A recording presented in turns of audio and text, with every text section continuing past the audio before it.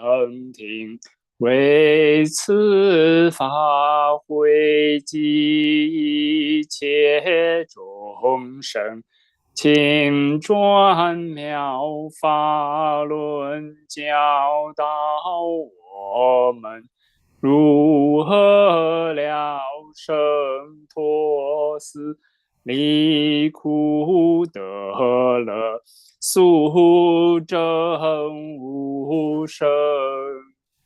Will the Sangha with great virtue, out of compassion, for the sake of this assembly and all living beings, please turn the wonderful Dharma wheel to teach us how to live suffering and attain bliss and end birth and death, and quickly realize non-birth. Namo tassa bhagavato arahato sama sambuddhassa. Namo tassa bhagavato arahato sama sambuddhassa. Homage to the blessed, noble, and perfectly enlightened one. Homage to the blessed, noble, and perfectly enlightened one. Namo sadando suchedoye alahadi samya samputoshe. Namo sadanto suchedoye alahadi samyao samputoshe. 无上甚深微妙法，百千万劫难遭遇。我今见闻得受持，愿解如来真实义。Supreme and wondrous Dharma, subtle and profound, rarely is encountered even in billions of eons. But now we see and hear it and accept it reverently.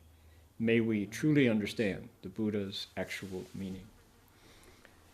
Venerable Master and Dharma friends, good afternoon to you. My name is Heng. Today is Sunday, August 14th. We're halfway through August.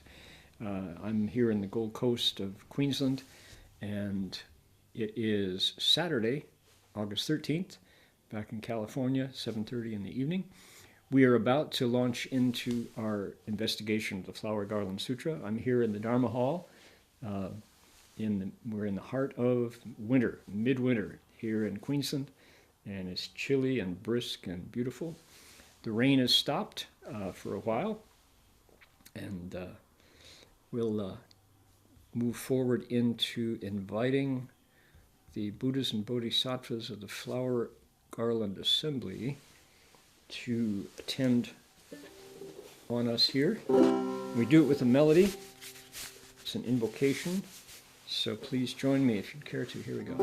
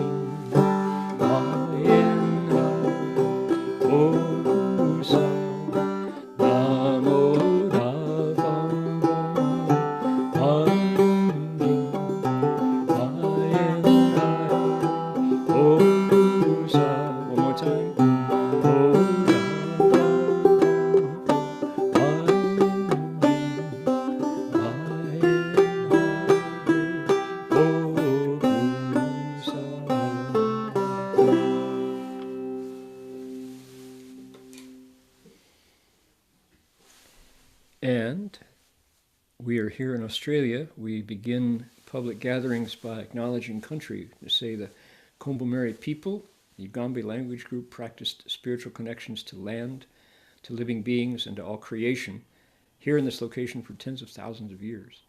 So today we acknowledge them as the traditional custodians of this land.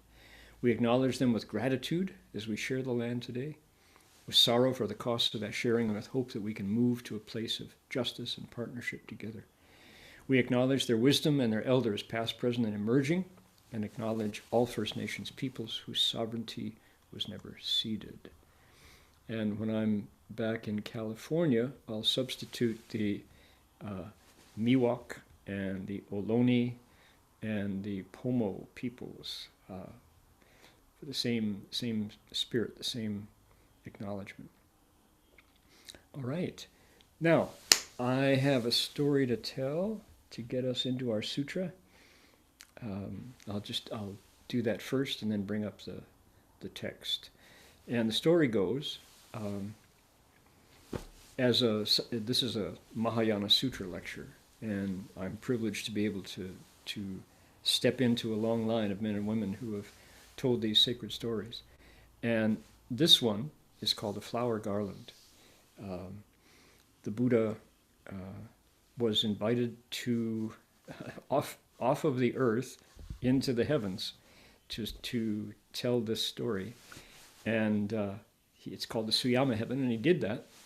He got the god in charge of the heavens, and we know his name. Interestingly, this is when the Buddha tells a story, he gives the details. So never mind, it's a celestial environment. So he says, here comes the Buddha, I better create a throne, a place for him to sit that's suitable. So he makes this incredible throne. And then the Buddha comes up and takes his seat, and the Deva requests Dharma, which is what we just did. We just did a Dharma request. So the God in charge is, he says, you're not the first. I've been here for 10 different Buddhas, and I welcome them, and I welcome you. So the Buddha is like, okay, suitable, I accept, good. And we have a custom where we say mo no, they say, which is to silently accept. So he gives assent by his silence. So then out of the sky come 10 bodhisattvas, and they all introduce themselves and say that the worlds they came from and the Buddhas who were in charge in those worlds, and they come down and they say, we're here, we're your audience, we want to hear what you're about to say, please tell your story. But there's something that happens in the protocol of the way a bodhisattva does it, which is they have to sing. What would it be like if you can imagine people, hip hop artists, right? Rap music is an entire unique genre that's gone from New York City worldwide, and Philadelphia, Baltimore, gone worldwide. Now there's French hip hop, there's Chinese hip hop, and the idea is it's spoken word poetry with a beat, and the artists just, if they're good, they outcome the rhymes. And so here the bodhisattvas kneeling down, speaking their hearts, how glad they are to see the Buddha. And that's what it is. They're chanting, so there's a melody to it, there's a rhythm to it. And we've been through two. First was called Gongde Lin Pusa, Forest of Merit and Virtue. Second was Hui Lin Pusa, Forest of Wisdom. And now we're about to hear from number 3, whose name is Sheng Lin Pusa, victory, or supreme, or sublime, winning, victorious, forest of victory is what we're calling it. Forest of victory, Bodhisattva. So he is now about to take over. He has to come out in the spotlight and probably kneels down, puts his palms together, and he's got 10 verses that he's going to offer up. And they're praises, they're verses in praise of the Buddha or the Dharma or virtue or something like that. But the exact topic is up to them. And so we don't know what he's going to say. And let's listen in. Here's share my screen. And here we go. Okay. Are we ready? Here we go. Let me make this a little bigger here. 尔时圣灵菩萨成佛为力，普观十方而说颂言。Then, Bodhisattva Forest of Victory received the Buddha's awe-inspiring strength, contemplated everywhere in all directions, and chanted the following verses in praise. Now, what this tells us is that the speaker of the Avatamsaka Sutra is not the Buddha, but the Buddha's energy, his inspiration is behind it. So we've got the Buddha's chi, his blessing is powering, giving the Bodhisattva an extra oomph, a bit of light to his presentation. And so it's interesting that a sacred scripture in the Buddhist world is not spoken by the Buddha, it's spoken by the Bodhisattva. And that is the case in the 40 chapters of the Avatamsaka Sutra. Numerous bodhisattvas, including Samantabhadra and Manjushri and others, speak the sutra, are the spokespersons, the interlocutor for the sutra, but it's the Buddha's wisdom activated through the nature of the speaker. In the previous chapter, it was a god. A god speaks part of the sutra. So I think that's cool. In a way, what do we have in the Hebrew Bible? We've got prophets. Right? Think of the names of the prophets, Jeremiah and Ezekiel, and all, who take turns to deliver their message. All right. First verse spoken by Forest of Victory. He says, 譬如梦晓月，空境无云翳，和而阳光辉，十方密不充。 Just as in the months of summer, in a pristine, cloudless sky, the brilliant sun casts its light equally in all directions. Right? Take a look here. Here's the Chinese. Piru, for example, like Meng, Xia, a hot summer yue, moon. Kong, emptiness. Jing. That's a wrong tone mark there. Kong, Jing. Emptiness, pure. Wu, without. Yun, cloud. Yi, obscuring. So, just like yue here is months. It's just like in the months of hot summer, when the sky is clear and there are no clouds obscuring, he, yang, guang, hui, brilliant, dazzling sun sends light kind of in a nimbus, like the rays of the sun are shining. Shi fang, 10 directions, none, mi, bu, not, chong, receive it. Nobody fails to be touched by the sun when it's blazing through the sky. Okay? So, just as in the months of summer, in a pristine, cloudless sky, the brilliant sun casts its light everywhere in all directions. Got that thought? That's the idea. Visualize that. What's next? 其光无限量，无有能测之，有目思尚然，何况茫冥者？ The sun's light is measureless. Nobody can estimate its size. Even those with eyes cannot do it. How much the less are the blind able to see? It says reckon, but I would use see. Okay, look at the Chinese here. Take a look. Qi guang, its light. Wu xianliang, has no limit. The sun, that is. Wu you neng ci nobody, not able, nobody, there is no one who is able to estimate and know the light. Well, science would disagree, but back then. You mu si shangran. If you have eyes, this is true, 何况盲冥者, how much the more is it the case for those whose eyes are blind? So, the sun's light is measureless. Nobody can estimate its amount. Even those with eyes can't do it. How much less can someone who is blind able to know how much light there is? Okay, where are we going? What's this? First we heard, just like the months of summer, pristine cloudless sky, the sun is shining its light everywhere in all directions. Hold that thought. Next, the comment about it. The sun's light is measureless. Nobody knows how much it is. People with sight can't know. Blind people even less. Hold that thought, right? So this is a three verse insight that he's passing on. We've got to get all three verses before one thought is complete. Ready? Next one.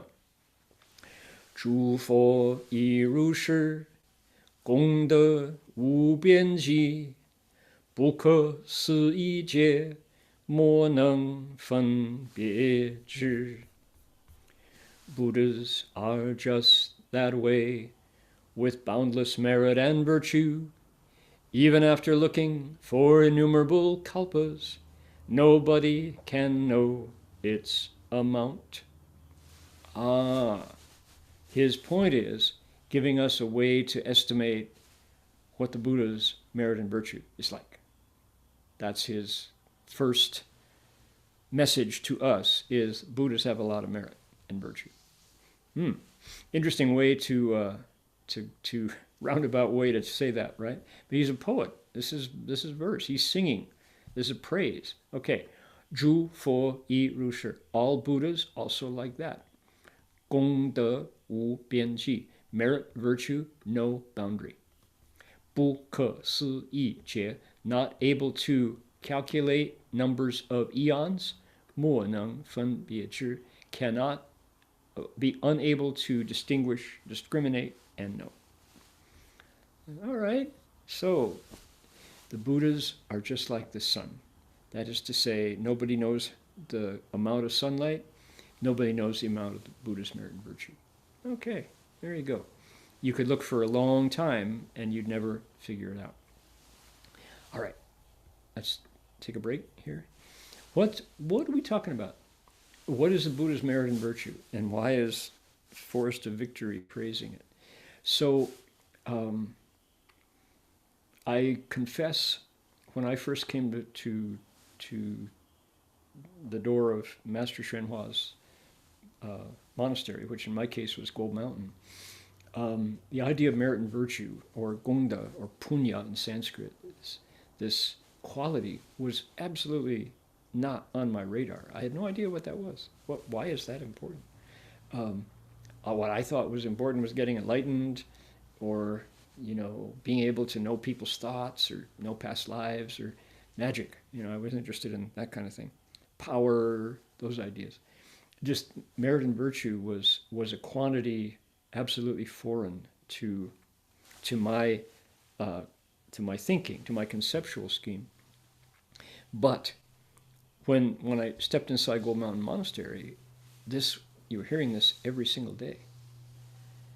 Not alone, there are other things. There was wisdom as well. There was compassion as well. There were blessings as well.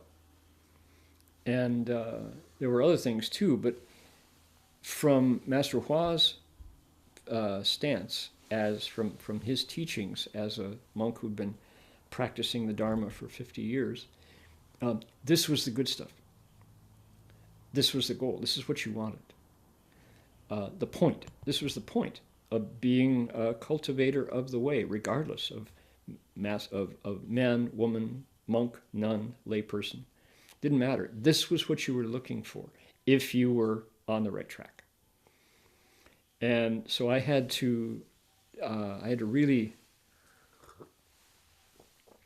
reorient my whole understanding of what this was about, because these were the goals. That all these qualities. Wisdom and compassion, wisdom and blessings, merit, virtue, kindness, generosity, patience, vigor, hard work, and, one I left out, one on our list, samadhi. It's like, what? These are the ABCs of real Buddhist practice from the point of view of the Chinese Mahayana. And I had to get acquainted with this new vocabulary and then the concepts behind it. And the reality that all of these, as I say, concepts, I'm going to sneeze here, excuse me for a second.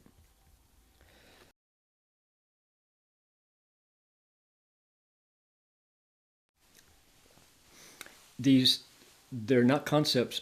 Every single one of those things that I named is a human experience rooted in the heart. Every single one. Merit, virtue, wisdom, blessings, samadhi, and kindness and compassion. Every one of those is a human experience waiting to be uncovered after cultivation of the mind. If I were going to sum it up in a single image, it would be the harvest of the mind ground. Think of the mind like a garden. When you cultivate the mind ground, think of the gardening language, this is what you uncover. This is what you grow in the Chinese Mahayana tradition. So what the Buddha is doing in the Avatamsaka Sutra is showing us the garden and handing us the tools, saying, here's a hoe, here's a rake, here's a hose, right? Here's a spading fork, here's a rototiller, here are the amendments, here's the fence, put it around, keep the dogs and the cats off, and kids on their bikes, and get to work, start working the ground. And by golly, sure enough, all of these wonderful human treasures come up out of the ground of the mind. Who knew? That's merit and virtue. If I had to pin it down, it would be a quality that I'd recognize, but without the Buddha pointing it out, I might not have known to name it. I've used this analogy before, told this story before, but it's personal to me, and it counts. Which is when I got to public high school, I went to a large city public high school in Toledo, Ohio, called DeVilbiss High School. Thomas A. DeVilbiss was a local industrialist and had a high school named after him. Some Dutch man. And it's a 4-year high school, 9, 10, 11, and 12, freshman, sophomore, junior, senior. And the power structures in the school was a principal and a vice principal. And then there were, the faculty had a certain amount of authority, and there were coaches, a wrestling coach, a football coach, a basketball coach, track and field. We actually had a golf and a tennis team too. But we had theater department, and then we had shop, and in the shop, if you're learning industrial arts, the teachers there were absolute authorities. Nobody messed with them. But the people who, from day to day, made the decisions, there were counselors too, but there were 2 men in particular who were the big bosses, whose word held. Their word goes. The principal and the vice principal. And the principal was a man named Lewis Cross, and I very much appreciated Principal Cross. He was a good heart. He was a kind man, and everyone respected him. But the vice principal was something else. His name was Don Sharp, with an E, and Don Sharp had been a U.S. Marine, and he was molded by the Marines. He had ramrod straight posture. He he didn't so much walk; he marched. He marched down the hall and he patrolled. He patrolled in the hallway, and Don Sharp had eyebrows that went up like that. His eyebrows went up, and they were bushy eyebrows, and he had a kind of a red face, and he was a snappy dresser. He was impeccably dressed. His tie was regulation. I suppose if he learned his military bearing, and he wasn't wearing a uniform, but his suit and tie was a uniform, and it was pristine, perfect. When Mr. Sharp walked down the hall, you straightened up. If he when he frowned at you, you sweated because he knew something about you, and you were about to find out that he was not happy with you. And the he, when he would he's had one of those magnetic personalities that when he walked in the room, everybody got quiet, and it wasn't fear. That's the thing. It wasn't fear because there was a threat of violence, although back in those days in Toledo public schools, there was corporal punishment. You could be paddled. And he had a paddle that he whacked us on our rear ends with, and the paddle had holes in it because so it would go faster. It was aerodynamic. He drilled holes in his paddle. And you would get, if you really messed up and everybody knew that you had done it, you would get paddled. And I remember hearing, you get called whacks, you get whacks. And, you know, corporal punishment. Now you'd probably get sued, couldn't do it. But Mr. Sharp had a magnetic quality that made you obey. He could command without a sound, without a word, simply by walking in the room.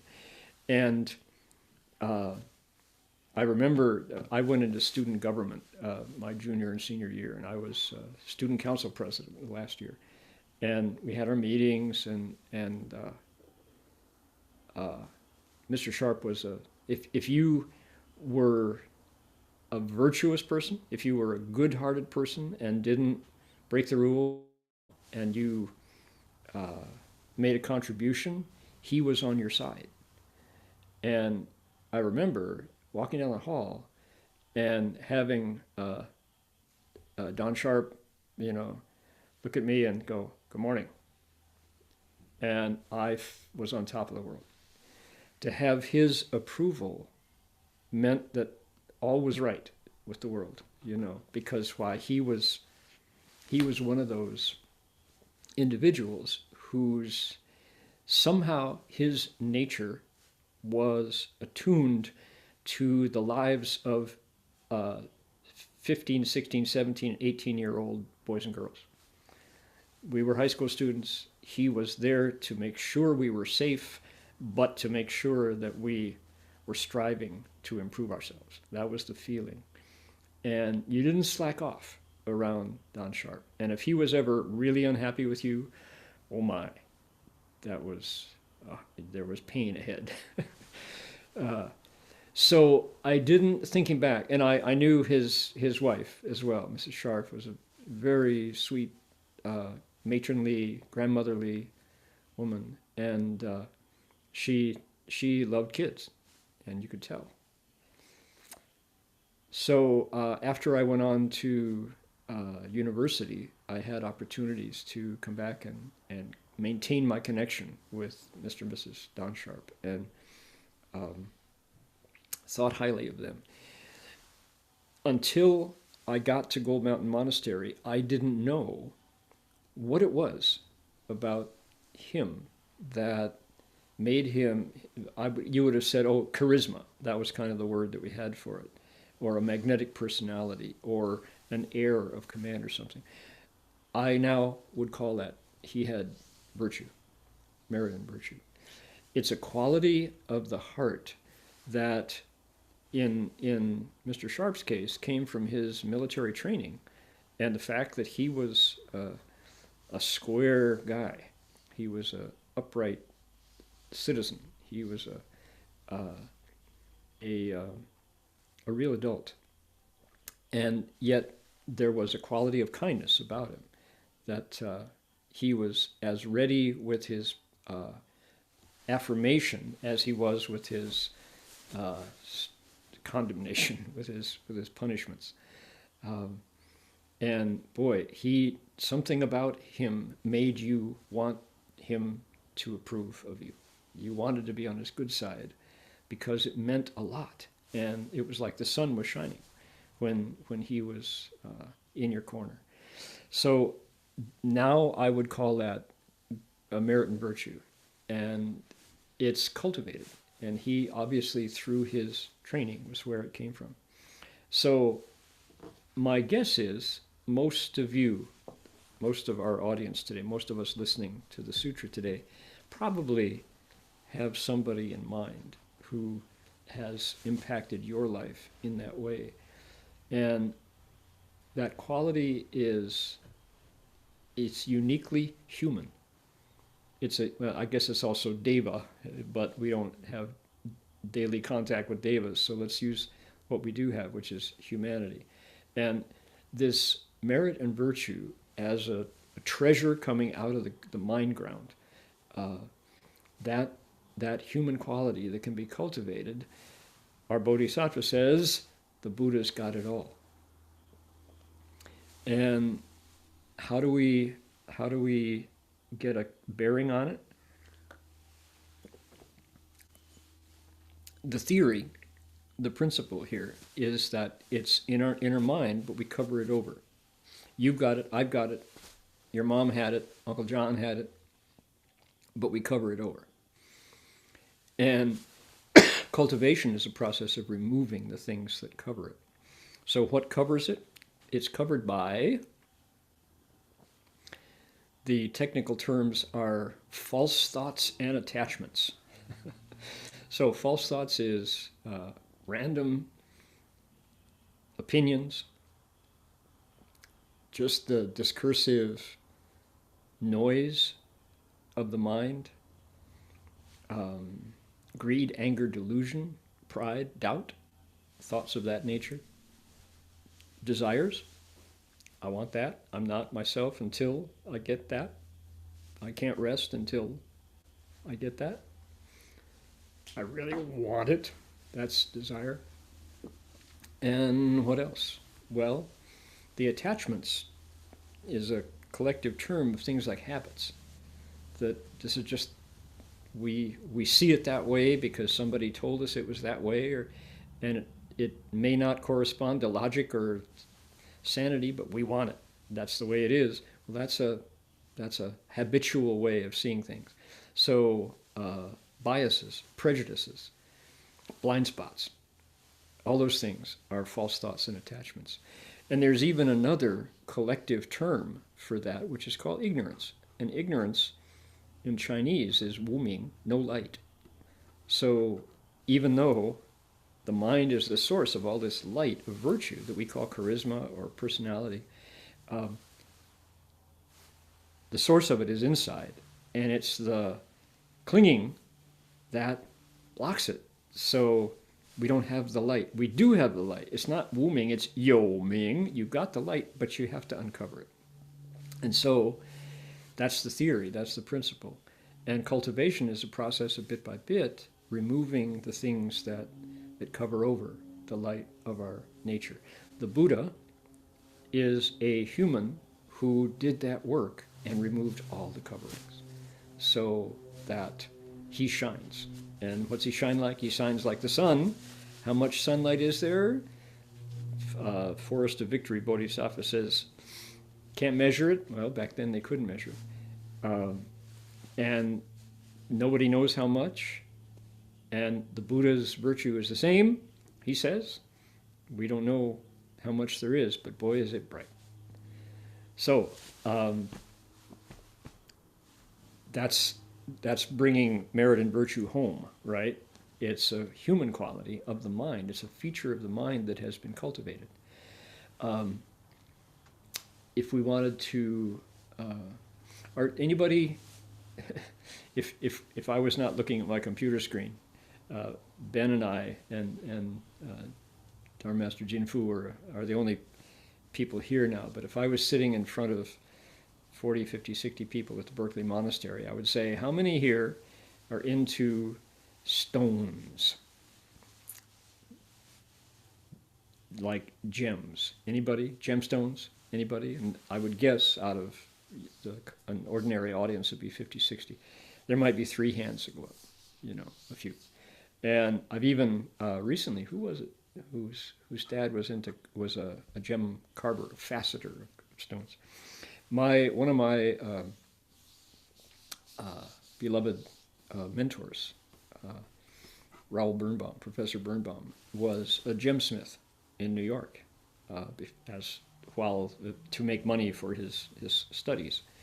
That was his day job, or his moonlight. Is that what you do? Yeah, he was a full-time graduate student, but he also was trained as a gemsmith, and he told me a bit about it and how, in this case, that he was trained by little old Jewish men from Europe, who sat at a bench for 40 years, and their bodies were permanently disfigured because of doing this, leaning over their bench with loops and lights. They had the light and an ocular, a magnifier, and they would sit there and do little, skillfully, and they would take a diamond and facet the diamond.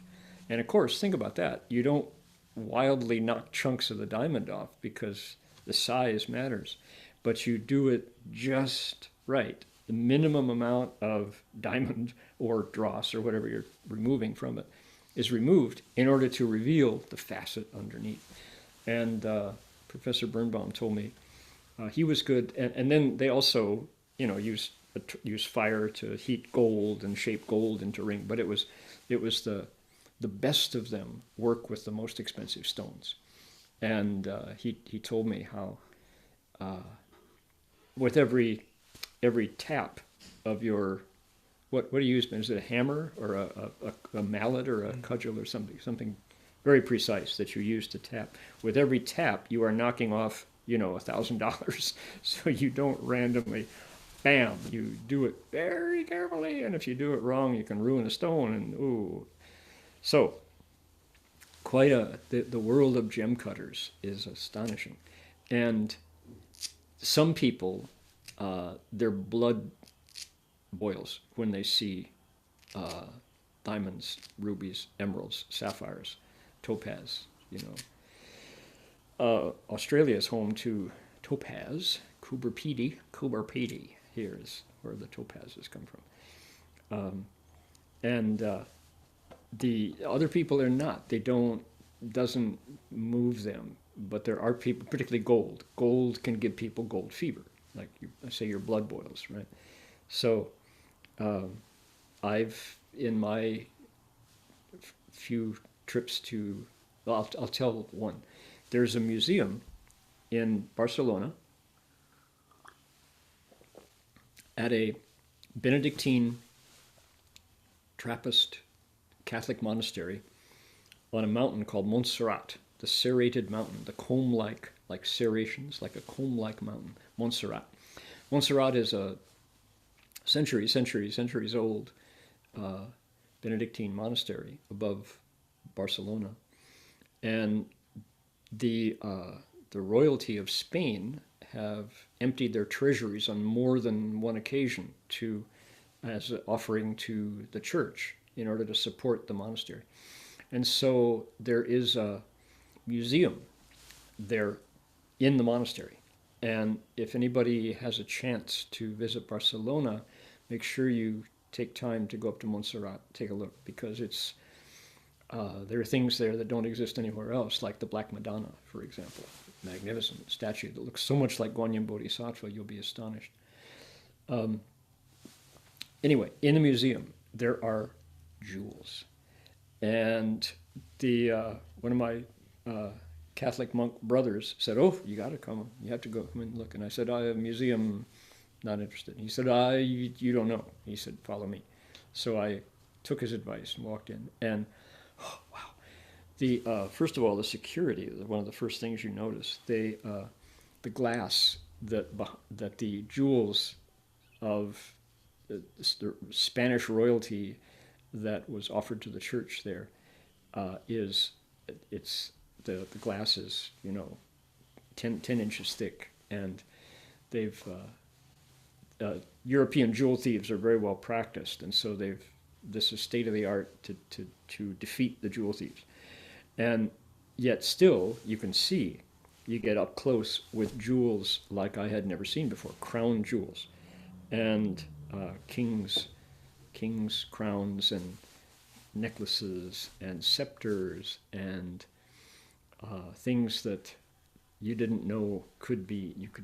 You could cram so many different stones onto a crown, and I had my mind expanded at knowledge of what is possible in gemstones at the museum in Montserrat Benedictine Monastery above Barcelona. Oh my goodness! I don't know if it's online. Probably you can find a virtual tour online anymore, but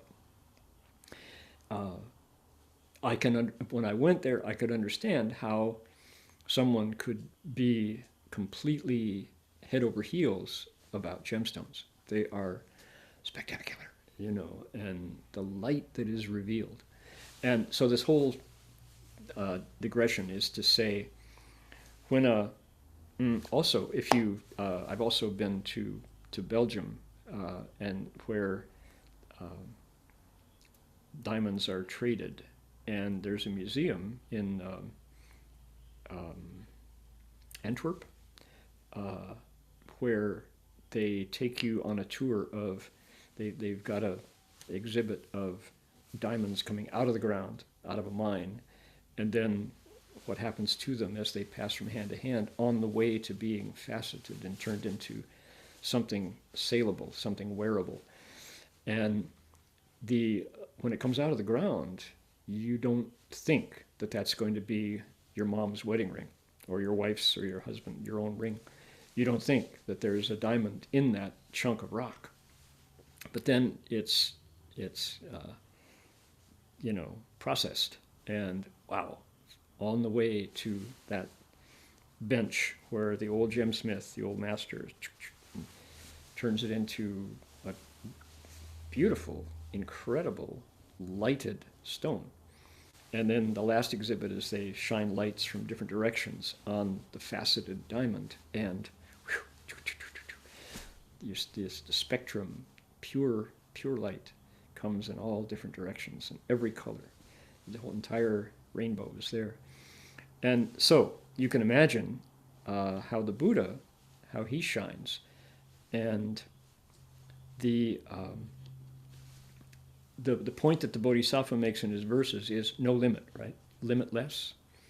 So how could it be limitless? Well, what I understand is the Buddha nature inside you and me is not it's not a dead thing. It's that when they try to describe it, they say it's like space. It's like infinite space. There's nothing there, and yet everything is included. It's dynamic. It's alive, and it contains. There's nothing not there. So how, when they say it's infinite, it's because it's constantly responding the way the air contains all of us and is inside of everything as well. And that dynamic interaction is the Buddha nature. So it never stops. And one of the reasons that the Avatamsaka Sutra has this reputation of being the sutra of the Fa Jie Jing, the sutra of the Dharma realm, the sutra of the universe, is bodhisattvas the vows of bodhisattvas always refer to this endlessness. So, 众生界尽, 众生业尽, 众生烦恼尽, right? Only when the realm of living beings comes to an end, only when the realm of living beings' afflictions come to an end, only when the realm of living beings' karma comes to an end will my vows come to an end. And when does those things end? They don't. Living beings are constantly being created and creating karma, and that brings us back around, and that's why samsara is said to be an endless continuity of turning, continuous turning. So there you go. All right, now what have we got? Before we move on to the next set of verses, I'm going to share an amazing story that kind of fell in my lap this week. And thanks to disciple Guojin Storis, Janice. Janice is what are called a Lao Dizi. She's a longtime disciple of Master Hua. She was at Gold Mountain when I first showed up. She actually predated me by 3 or 4 years. She was at Buddhist Lecture Hall. And in 1969, during the famous summer session, Shurangama Sutra summer session, when Master Hua lectured on the entire Shurangama Sutra in 90 days, he also, our teacher was remarkable because he could write poetry and write songs in English.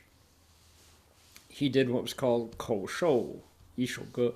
He verbally, what do you say? Oral transmission. He gave an oral transmission of a song that everybody knows in Dharma Realm Buddhist Association, because it's Master Hua's English language song called I'm Really Lucky.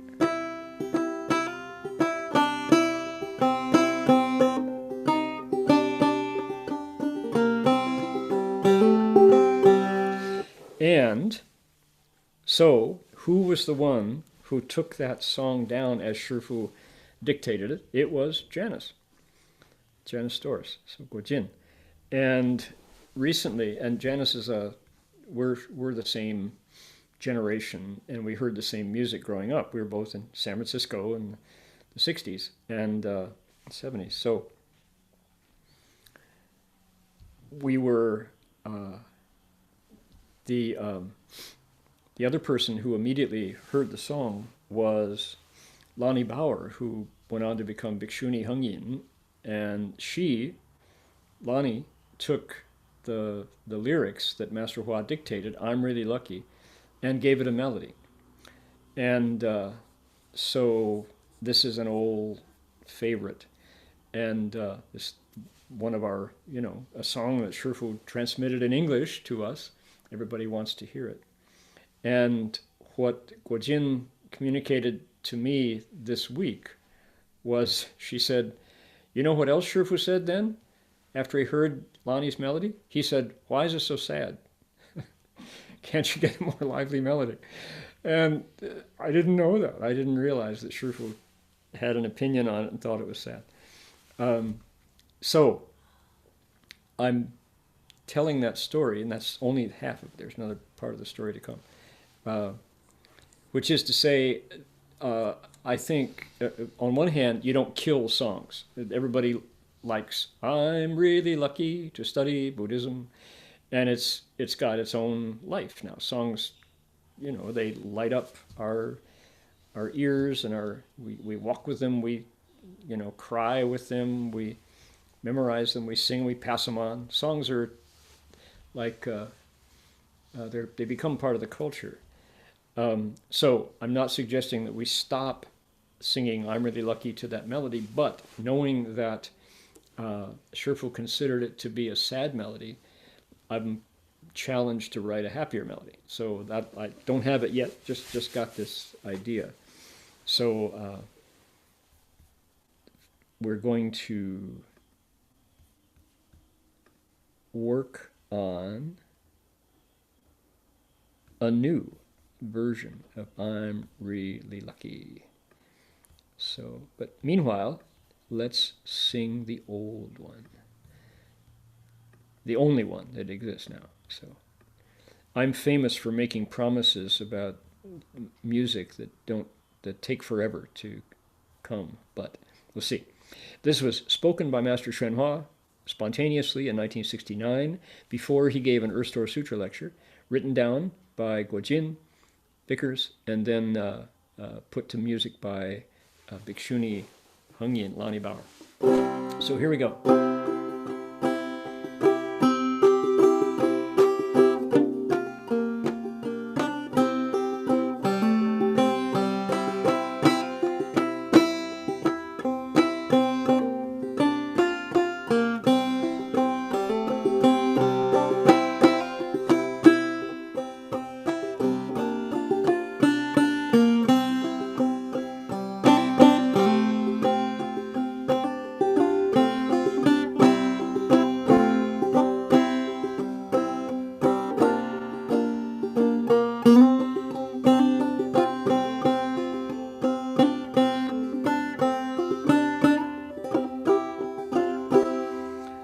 I'm really lucky to study Buddhism because last life I planted good seeds.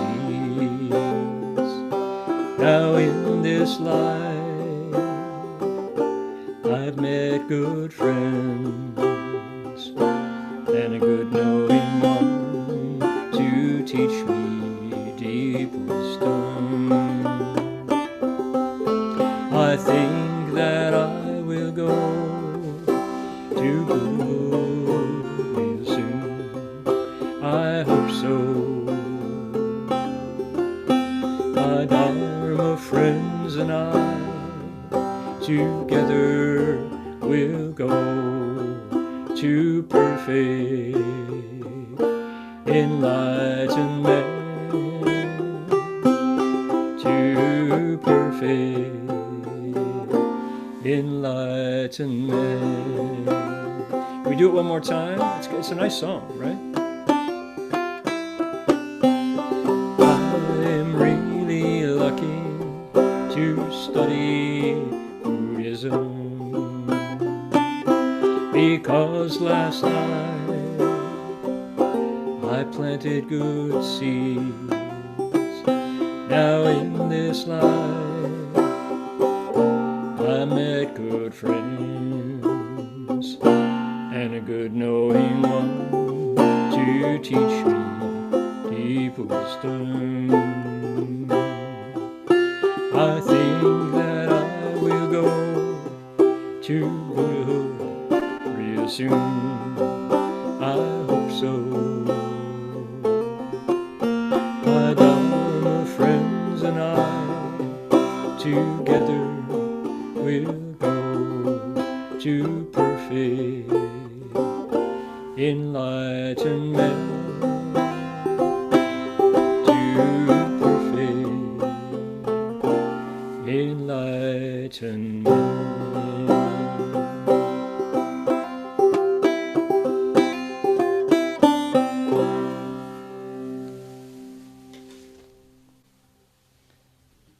How about that? Okay, now that's that's the first half of the story that I want to share. The other half of the story is that there was a second song that Master Hua transmitted at the same time, which I had no idea. And that's big news for people who love Master Hua's songs. And what is when an enlightened master who doesn't speak English writes an English song? It's like, well, what did he say? I want to hear it. Here it is. It's called Living Beings Suffering. 众生苦, 众生受苦, or 众生之苦, something like that. He says, I see living beings are truly suffering. And I see myself as part of them suffering even more. The matters of this life turned me upside down time after time, day after day, month after month. I had no way to wake up. Suffering. But now I've met the right Dharma and know that the past was a waste of precious life.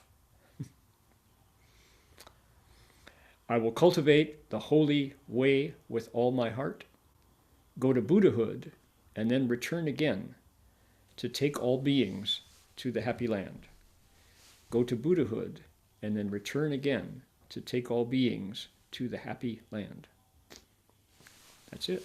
That was Master Hua's other English song, transmitted 1969 before the Earth Store Sutra lecture, written down by Guojin and handed to Bhikshuni Heng Yin, Lani Bauer, to do that.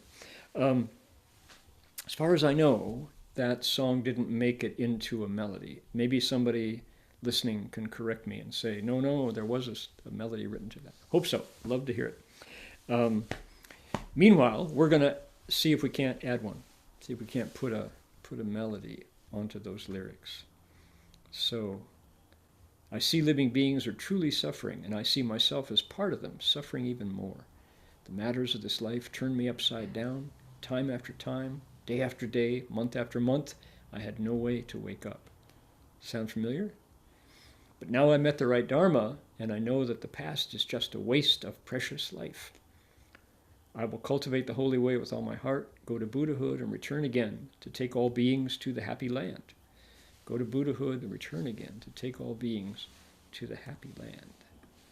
I guess that happy land would be Amitabha's Pure Land, but it could be Medicine Buddha's happy land.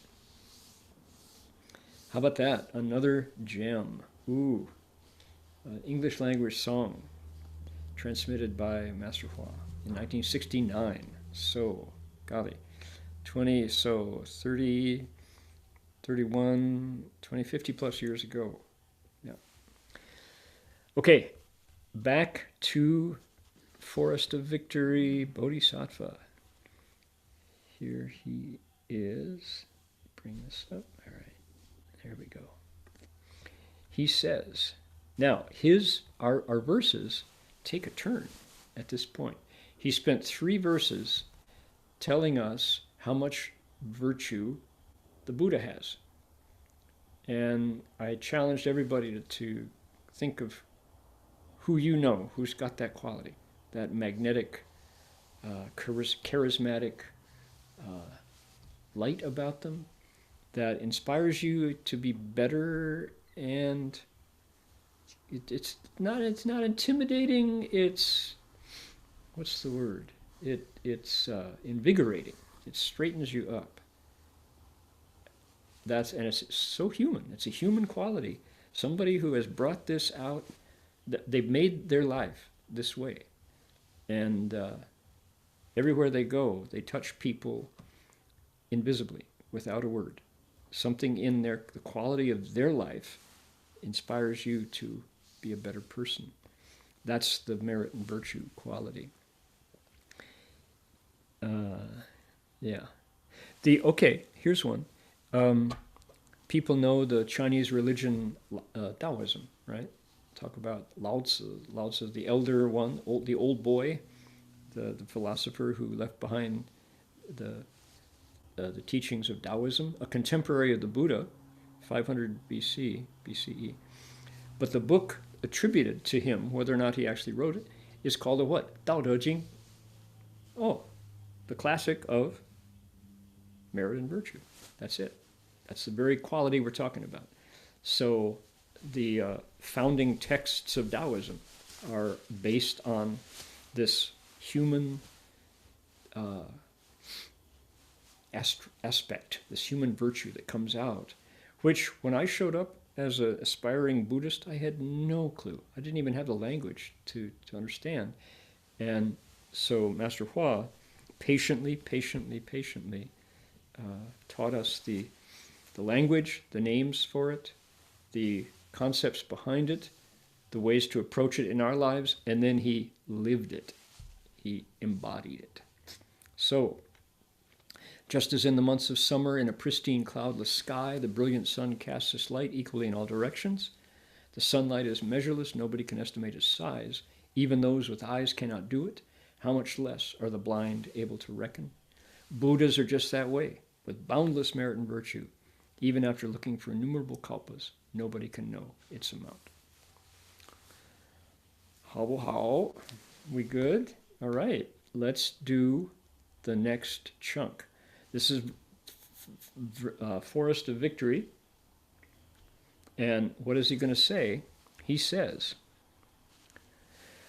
诸法无来处，亦无能作者，无有所从生，不可得分别.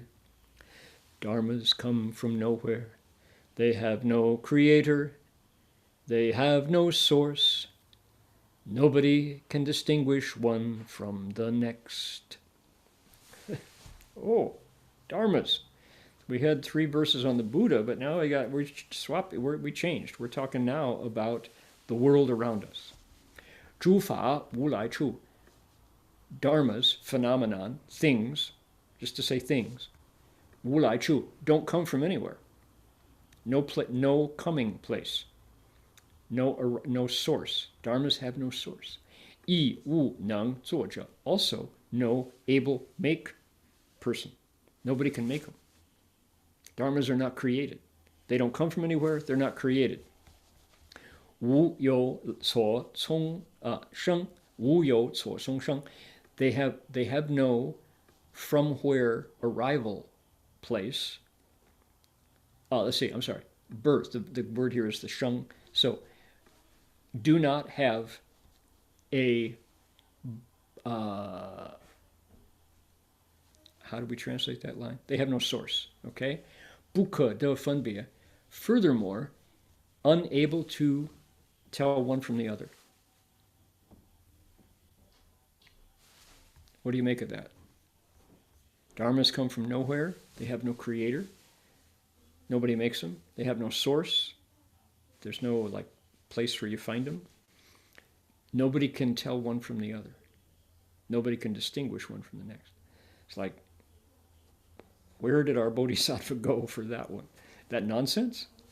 So you're telling us that salt and sugar are the same? So put a spoonful of salt in your coffee. Tell me how it tastes. I can distinguish one from the next. Why would you say such a thing? Right?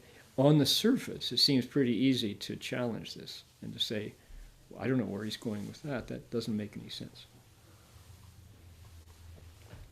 He does, and he will show us what he means from that. Now, if I only had these 4 lines, and I had to defend them from attacks by logical-minded people, pragmatists and skeptics, I would say our bodhisattva is talking from the place of transcendent wisdom. He's talking from the same place that understands quantum physics. Because in the time-space continuum, the behavior that appears when certain what are they called? Not items. They're called events. Certain events show up in a bubble chamber. This is a device that physicists use. You can't explain why events happen the way they do. They're challenging. And Newton, when Sir Isaac Newton was making his observations, he had no way of explaining what Einstein would later come up with. And Einstein's talking about relativity has a very hard time when quantum mechanics arises. And each of these, it's humans looking at the world around them and saying, why does it do that? What's going on? How come? And so you come up with a theory to describe these things. And with each successive kind of generation of description. What before was impossible now is just a building block for the new level of impossibility. So here is Forest of Victory Bodhisattva, who says, Dharma's phenomenon don't come from anywhere. Nobody makes them. And from my point of view, as I'm looking through my apparatus, you know what? They're all the same at their core. So he is speaking theoretically here from his point of view of wisdom. That doesn't deny the fact that I poured some Dongding Oolong tea into my cup 10 minutes ago, and it's cold in the room, and it was hot when I poured it in, and when I drink it now it's cold, and I can tell the difference. I just drank a mouthful of cold tea because in the 10 minutes since I poured it, it's cooled. But when I poured it out of the thermos, it was hot. When I drank it, it was cold. That's different. I can distinguish one from the other. That doesn't deny that reality. It's saying there's another level of truth at work here. And through cultivation of the Dharma, the mind is able to perceive two levels of truth.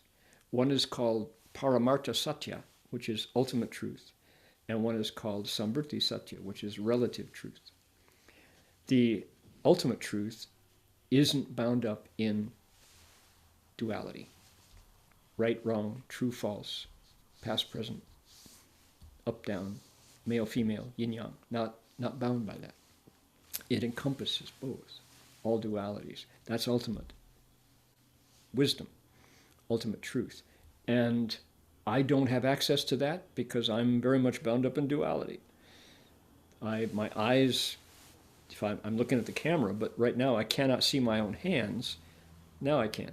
So where'd my hands go? Limits, right? Eyes have limits, ears have limits, etc.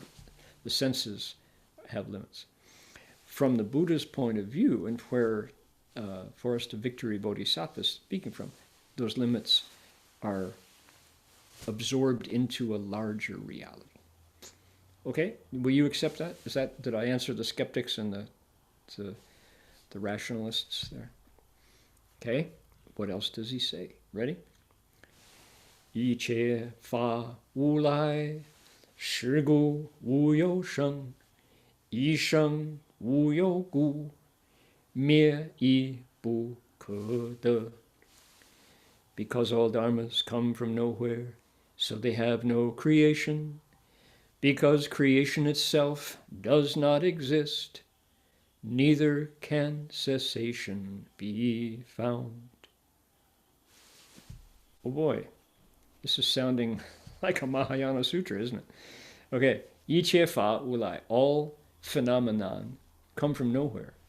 是故无有生. For that reason, they are not created. They're not born. They're not produced. 一无有故, because they don't exist. I'm sorry. 一生无有故, because there is no birth to all dharmas. 灭亦不可得. You also can't tell me when they stop. Their cessation also cannot be obtained, literally. Because all dharmas come from nowhere, so they have no creation. But creation itself doesn't exist. Neither can cessation be found. So you can't deny the existence of these dharmas. It's just like, are we more confused than before? Or is this suddenly it kind of goes, whoa. It's like, think about, here we go. I have an example. Ready? Here's a banjo string. Here we go. I'm going to launch something into the universe. Ready? Where does that stop? In location, physically. Those are vibrations that hit my eardrum. It's a C. Here's a higher C. Ready? We'll play them both. We'll do an octave. We sent those vibrations out. Where do they stop? How long will it take before those vibrations hit Melbourne? Or Canberra. Prime Minister Albanese, this is for you, bud. Where do they stop? We don't know. And you could think maybe they simply continue to vibrate forever. You had no way to measure. And yet, I started them. Did they ever stop? Funny. So you get right into the realm of vibrating particles. Is it a wave? Is it a particle? How do you measure a distance that it travels? How do you know the thing you're listening to? You know, on and on. So this is, yes, Buddha Dharma is not anti-science. The Buddha's teaching is full of inquiry. It's the Buddha's first, the prince began by asking the question, is death inevitable? Can anything not die? So the Buddha, what motivated the Buddha to leave the comfort of his palace was a scientific inquiry. He needed to know because he couldn't stand the fact that all the striving was going to take him nowhere, precisely nowhere, exactly nowhere. No matter how hard he fought to be the best king of India, he was going to lie down and die. So was his wife. So was his parents. He wasn't satisfied with that answer. And so he set out to, in a scientific inquiry, he wanted to find anybody in the forest, in the fertile religious climate of India, who had an answer, and he was going to learn it. So this is, you can see that that's kind of sets the tone for the Dharma. Here is Forest of Victory Bodhisattva, who's asking some incredible existential questions, suddenly. First he said the Buddha's got a lot of merit and virtue. Now he's saying reality doesn't exist the way you think it does. It's not limited to what your senses can know. Okay, last one for the day. One more time, here we go. Yi che fa wu sheng, yi fu wu you mie, ro neng ru shi jie, si ren jian ru lai. All dharmas are not born. They also do not die. Someone who understands dharmas in this way truly sees the Tathagata. Okay, Chinese. Yiche fa wu sheng. Dharmas are not born. All dharmas, phenomenon, are not created. Yifu wu you mie. Phenomenon are not destroyed. They don't come into being, they don't go away. Ruo neng ru shi jie. If you can understand and see things this way, si ren jian ru lai. This person sees the Tathagata. All dharmas are not born, they also do not die. Someone who understands phenomena in this way truly sees the Tathagata. Change the language. Somebody who understands dharmas in that way has his wisdom functioning. Wisdom is awake. The kind of wisdom, prajna wisdom, that can see. How does it function? It functions like a mirror. This is our lecture on the Song of Enlightenment yesterday. How does it work? A mirror reflects everything perfectly, and when the thing in front of the mirror is gone, the mirror itself is still. That's how prajna wisdom, another way to talk about it, discriminating wisdom, the duality that we all live in, chops things into smaller and smaller pieces, and then it names them. And somebody who knows a lot of stuff, somebody who's knowledgeable, knows a lot of names of things. So it's in the dividing, the funbia. You chop it up. And in science it's called reductionism. If you can know the smallest components, you can know the biggest stuff. So we go down to the atomic theory, etc. So wisdom does the opposite. Wisdom integrates, takes all the little pieces and puts them into one whole, and knows that whole and is the same as it, knows the totality and is identical with the totality, embodies it. That's how wisdom. Now mind you, here I'm talking as if I knew anything about that, but that's the theory. And how cool that a Buddhist sutra, here's a bodhisattva who we thought, who's this guy kneeling there doing Chinese hip hop or Sanskrit hip hop? What is he doing? He's taking us to the building blocks of our reality instantly. Let's take a look at reality now, and I'm going to use my wisdom to show you how much you know. Okay, and how much there is to know. He's not interested in showing us up. He wants us to show us in. Okay, let's do those 3 verses one more time so we can, I'll just read them. Dharmas come from nowhere. They have no creator. They have no source. Nobody can tell one from the next. Because dharmas come from nowhere, so they have no creation. Because creation itself doesn't exist, neither can cessation be found. If it's not born, it doesn't die. All dharmas are not born. They also do not die. Can you understand dharmas in that way? You see the Buddha.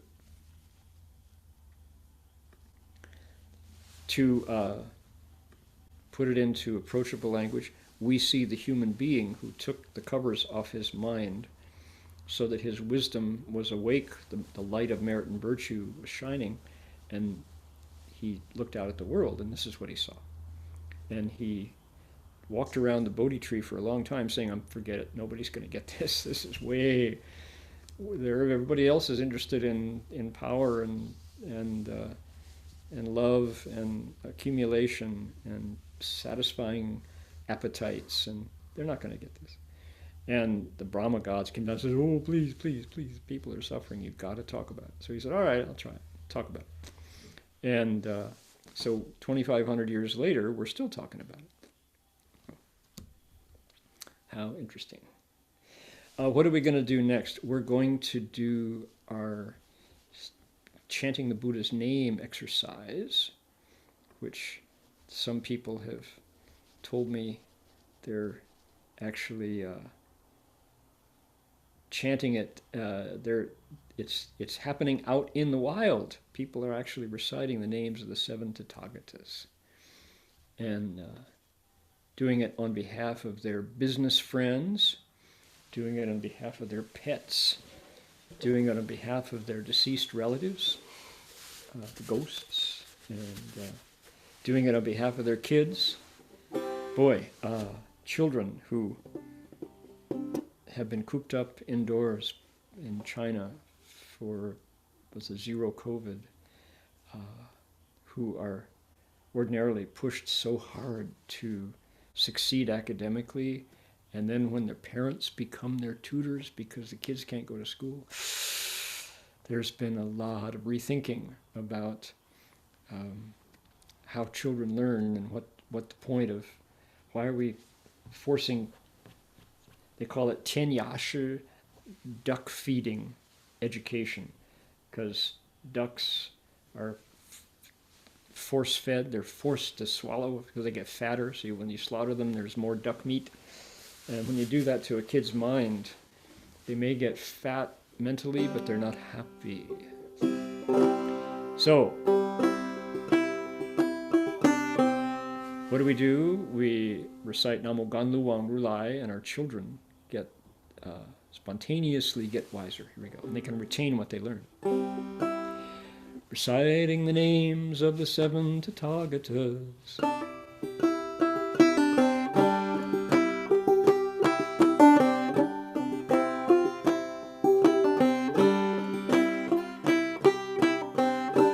Ready? Namo Do Bao Rulai, Namo Bao Sheng Rulai, Namo Miao Sai Shen Rulai, Namo Guang Bo Shen Rulai, Namo Li Gu Rulai, Namo Gan Lu Wang Rulai, Namo Amito Rulai. Namo, in every case, Rulai is the end, and in between, the first one, Do Bao, Namo Do Bao Rulai, many treasures. Namo at the beginning, Rulai at the end, Bao Sheng. Same as our Bodhisattva today, victory, jewel victory. Namo Bao Sheng Rulai. Namo Miao Shai Shen Rulai. Namo at the start, Rulai at the end. Miao Shai Shen, wonderfully formed body. Tathagata. Namo Miao Shai Shen Rulai. Namo Guangbo Shen Rulai. Namo, the start, Rulai at the end. Guangbo Shen, vast, extensive body. Same body, Shen Rulai. Namo Guangbo Shen Rulai. Next one, Namo Li Bu Wei Rulai. Namo, Rulai, Li Bu Wei, free from fear, beyond all fear. Namo Li Bu Wei Rulai. Next one, Namo Ganlu Wang Rulai. Namo to start, Rulai at the end. Ganlu Wang, sweet dew king, Buddha ambrosia. Namo Ganlu Wang Rulai. And then our old friend, Namo Amito Rulai. Namo Rulai, Amito Amitabha. Namo Amito Rulai. Here we go. Namo Doga Rulai, Namo Bashan Rulai, Namo Miao Shashan Rulai, Namo Guangbo Shan Rulai, Namo Li Bu Wei Rulai, Namo Ganlu Wang Rulai, Namo Amito Rulai. One more. Ready? Here we go. One more time. I gotta give you the downbeat. Ready? 1, 2. Namo Doba Rulai, Namo Bashan Rulai, Namo Myasa Shan Rulai, Namo Guangbo Shan Rulai, Namo Li Bu Wei Rulai, Namo Ganlu Wang Rulai, Namo Amito Rulai.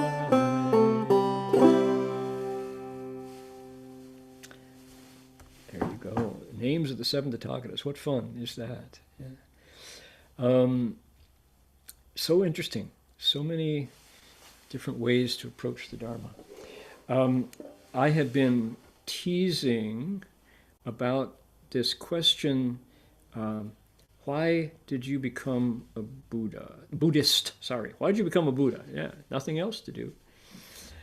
Ain't got nothing else to do, might as well cultivate. So, and I've gotten a number of answers back in both from our Chinese-speaking community, Vietnamese-speaking community, and our English-speaking community. I wanted to, one more time, bring that up.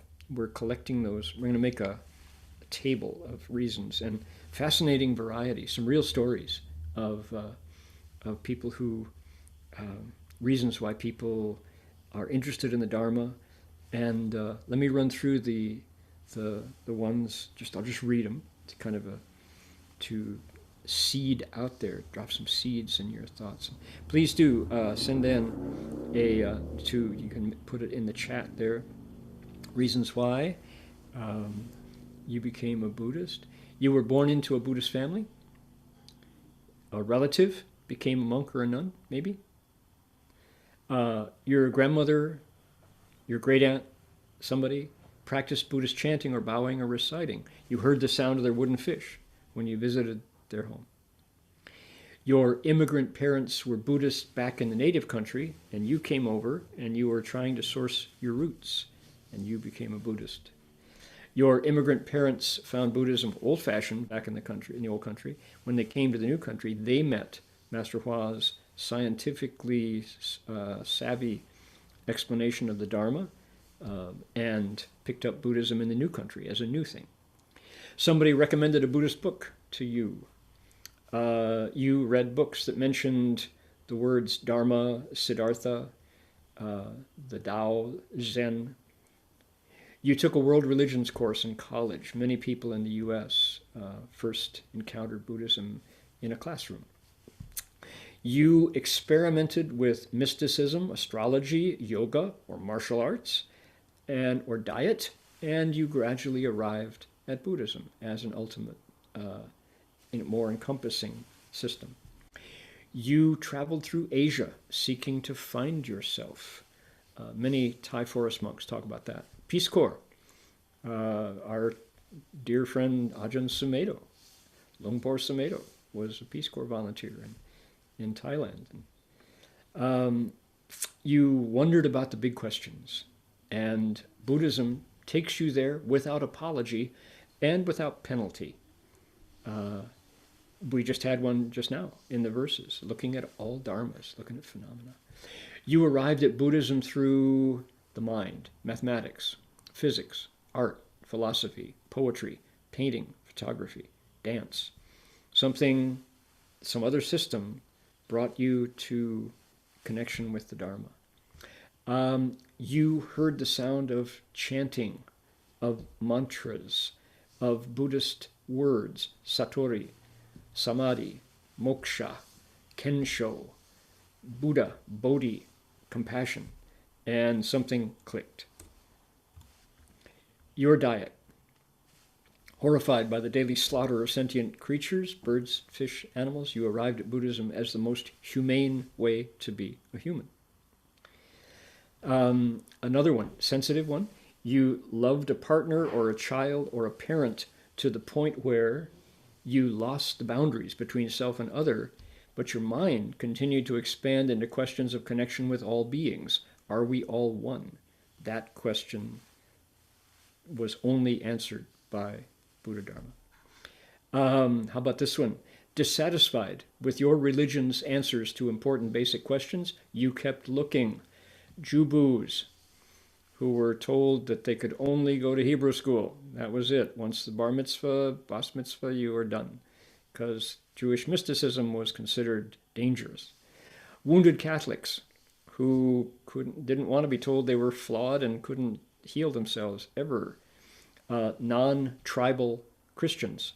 For example, one of the finest of American religions, of European American religions, Quakerism, doesn't have a mystical side per se, and so people kept looking. You had an out-of-body experience and wanted to find a community with whom you could comfortably share your story. Lots of those.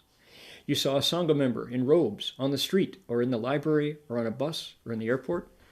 I had that experience. You had a near-death or life-threatening experience that sobered your outlook on the impermanence of life, and you kept looking till you landed in Buddhism. You tried vipassana, mindfulness, and it kept opening and opening to deeper insights and experiences, and you said there must be more, and you found it.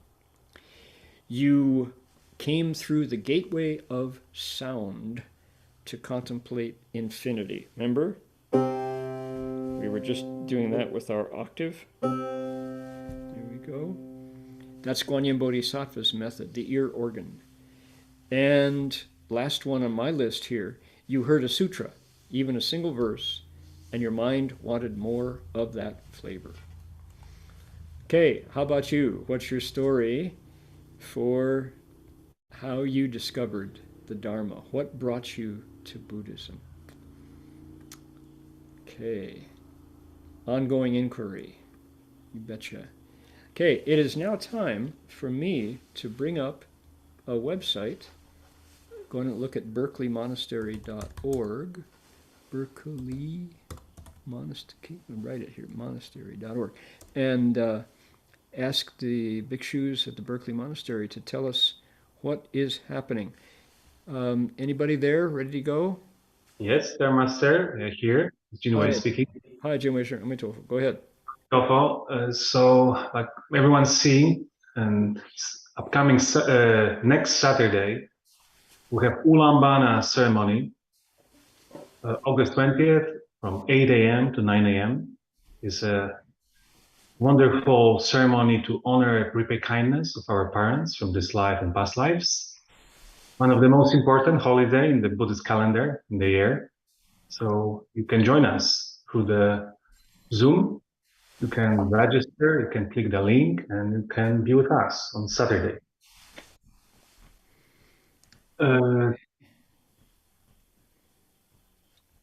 Where would you like me to go next?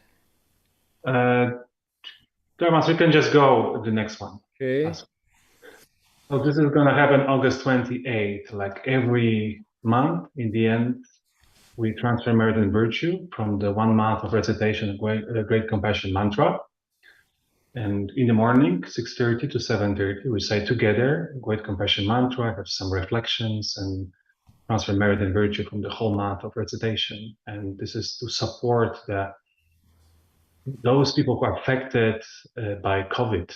And we wish that this pandemic will, over soon. Okay. Look at this, interfaith blood drive. This Jinwei Shi is reporting, and he is particularly responsible for this one. So why don't you tell us about this? Yeah, this is it's coming August 17, this Wednesday. The different spiritual communities from Berkeley, Jewish, Christians, and Muslims and Hindu, comes all together to support Red Cross and offer blood, one of the most important human sources.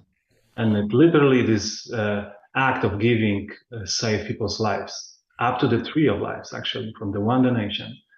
And we all full, only just 2 slots an afternoon. So if you're considering, do I want to offer or not? Don't wait. Click this link, appointment. Or so they have there's only a certain number of slots, and they're almost full, right?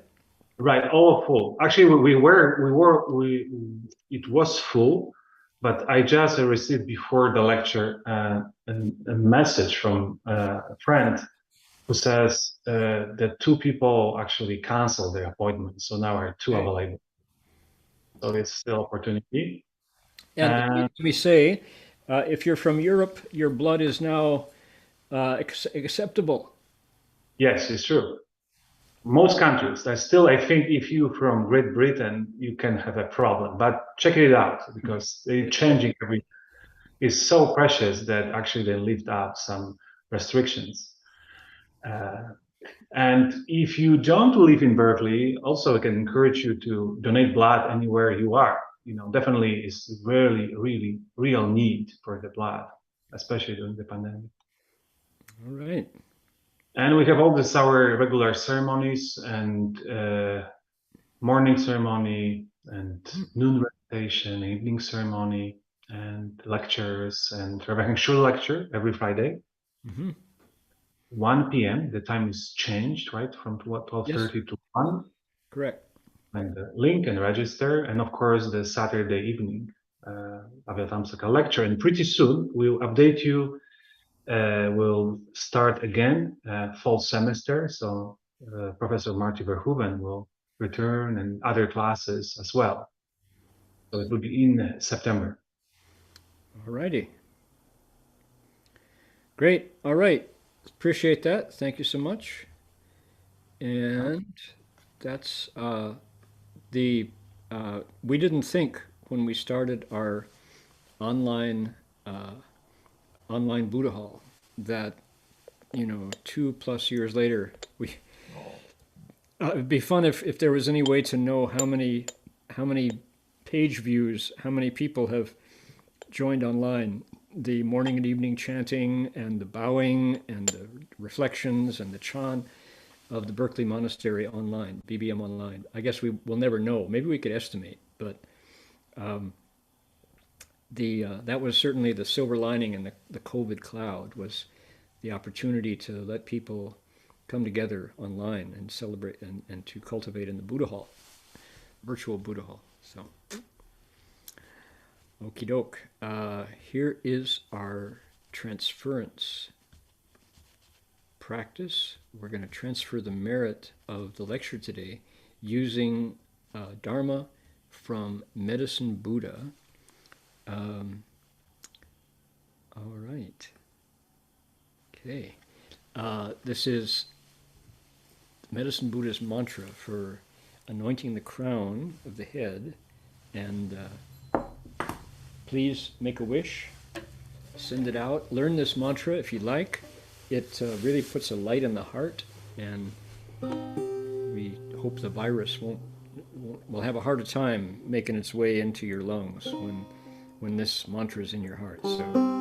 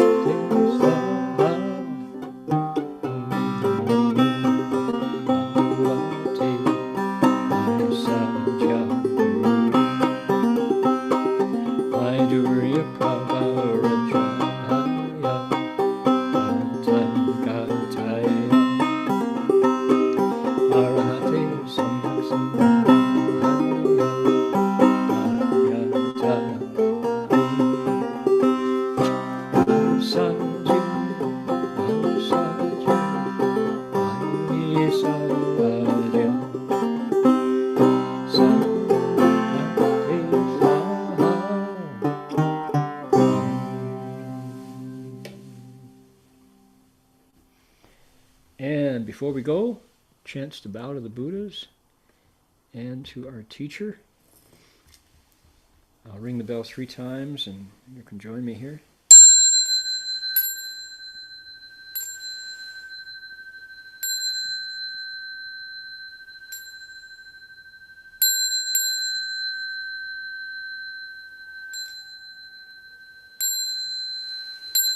Bow in respect to the Venerable Master.